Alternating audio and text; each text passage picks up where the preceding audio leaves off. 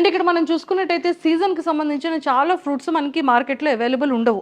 So, అలాంటి fruits అన్నిటిని కూడా చాలా చక్కగా పౌడర్ చేసేసి, మనం ఈ జ్యూసెస్‌ని వాటర్‌లో కానీ లేదా బటర్ మిల్క్‌లో కానీ తాగే విధంగా అది ఎన్ని స్కూప్స్, ఎంత క్వాంటిటీ తీసుకొని మనం తాగాలి అనేది చాలా క్లియర్‌గా వాళ్ళు బ్రీఫ్‌గా ఎక్స్‌ప్లెయిన్ చేస్తారు. వాటన్నిటితో పాటు మనం నిజంగానే నేను ఎప్పుడు వినలేదు.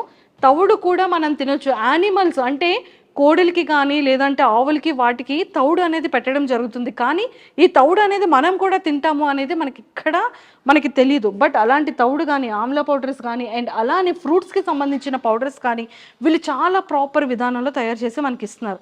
అండ్ అన్నిటికంటే ముఖ్యంగా ప్రోటీన్‌కి సంబంధించి న్యూట్రిషన్స్‌కి మనకి ఖచ్చితంగా చాలా చాలా ఇంపార్టెంట్.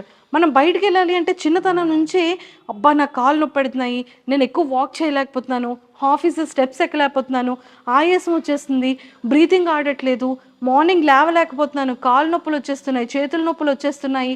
ఇలాంటివి చాలా యంగర్ జనరేషన్ నుంచే స్టార్ట్ అవుతుంది.